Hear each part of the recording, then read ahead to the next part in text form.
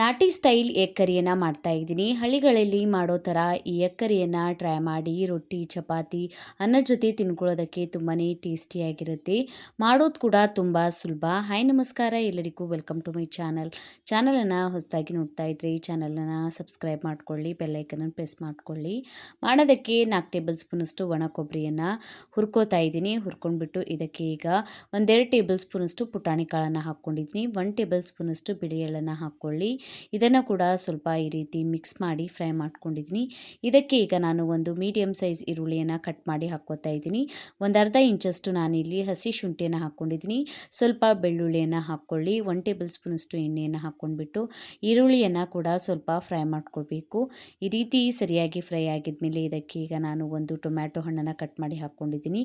1 ಹಿಡಿಯಷ್ಟು ಕೊತ್ತಂಬರಿ ಸೊಪ್ಪನ್ನು ಹಾಕ್ಕೊಂಡ್ಬಿಟ್ಟು ಈ ರೀತಿ ಮಿಕ್ಸ್ ಮಾಡ್ಕೊಳ್ಳಿ. ಈಗ ಗ್ಯಾಸ್ ಫ್ಲೇಮನ್ನು ಆಫ್ ಮಾಡ್ಕೊಳ್ಳಿ. ಮಸಾಲೆ ತಣ್ಣಗಾಗೋದಕ್ಕೆ ಬಿಡಿ. ಮಸಾಲೆ ತಣ್ಣಗಾಗಿದ್ಮೇಲೆ ಇದನ್ನು ನಾವು ರುಬ್ಕೊಳ್ಬೇಕು. ಈಗ ತಣ್ಣಗಾಗಿದ್ಮೇಲೆ ಮಿಕ್ಸಿ ಜಾರಿಗೆ ಹಾಕ್ಕೋತಾ ಇದ್ದೀನಿ. ಹಾಕ್ಕೊಂಡ್ಬಿಟ್ಟು ಇದಕ್ಕೆ ಅರ್ಧ ಟೇಬಲ್ ಸ್ಪೂನಷ್ಟು ಗರಂ ಮಸಾಲ, ಸ್ವಲ್ಪ ಪುದೀನ ಸೊಪ್ಪನ್ನು ಹಾಕ್ಕೊಳ್ಳಿ. ಬೇಕಾದರೆ ಸ್ವಲ್ಪ ನೀರನ್ನು ಸೇರಿಸ್ಕೊಂಡ್ಬಿಟ್ಟು ಫೈನ್ ಪೇಸ್ಟನ್ನು ರುಬ್ಕೊಳ್ಬೇಕು. ಇಲ್ಲಿ ನೋಡಿ ಈ ರೀತಿ ಫೈನ್ ಆಗಿರಬೇಕು ಪೇಸ್ಟು.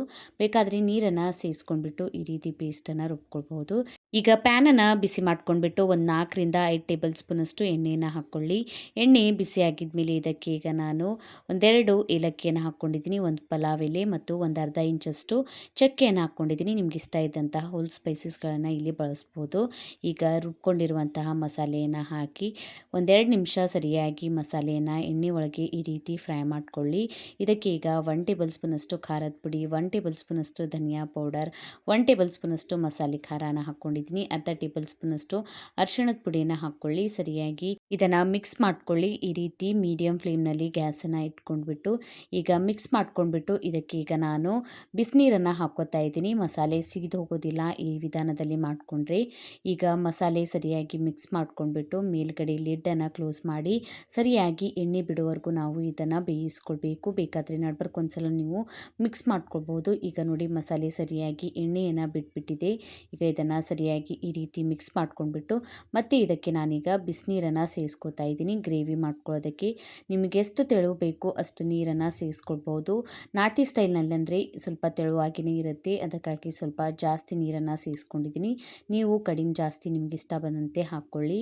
ರುಚಿಗೆ ತಕ್ಕಷ್ಟು ಉಪ್ಪನ್ನು ಸೇರಿಸ್ಕೊಂಡ್ಬಿಟ್ಟು ಲಿಡ್ಡನ್ನು ಕ್ಲೋಸ್ ಮಾಡಿ ಸರಿಯಾಗಿ ಒಂದು ಕುದಿ ಬರೋವರೆಗೂ ಬೇಯಿಸ್ಕೊಳ್ಳಿ. ಈ ರೀತಿ ಕುದಿ ಬಂದಿದ ಮೇಲೆ ಇದಕ್ಕೆ ಈಗ ನಾವು ಬೇಯಿಸ್ಕೊಂಡಿರುವಂತಹ ಮೊಟ್ಟೆಯನ್ನು ಸೇರಿಸ್ಕೊಳ್ಬೇಕು. ಮೊಟ್ಟೆ ಮೇಲೆ ಈ ರೀತಿ ಸ್ವಲ್ಪ ಕಟ್ಟನ್ನು ಹಚ್ಕೊಳ್ಳಿ. ಸರಿಯಾಗಿ ಮಸಾಲೆ ಎಲ್ಲ ಒಳಗಿಂತನ ಹೋಗುತ್ತೆ. ಲಿಡ್ಡನ್ನು ಕ್ಲೋಸ್ ಮಾಡಿ ಸರಿಯಾಗಿ ಒಂದು 5 ನಿಮಿಷ ಬೇಯಿಸ್ಕೊಳ್ಳಿ. ಟೇಸ್ಟಿಯಾದಂಥ ಈ ಮೊಟ್ಟೆ ಕರಿ ರೆಡಿ ಆಗುತ್ತೆ. ಇದ್ರ ಮೇಲೆ ಸ್ವಲ್ಪ ಲಾಸ್ಟಿಗೆ ಕೊತ್ತಂಬರಿ ಸೊಪ್ಪನ್ನು ಕಟ್ ಮಾಡ್ಕೊಂಡ್ಬಿಟ್ಟು ಹಾಕ್ಕೊಳ್ಳಿ. ಇದನ್ನು ಬಿಸಿ ಬಿಸಿ ಅನ್ನ, ರೊಟ್ಟಿ, ಚಪಾತಿ ಜೊತೆ ತಿನ್ಕೊಂಡ್ರೆ ತುಂಬಾ ಟೇಸ್ಟಿಯಾಗಿರುತ್ತೆ.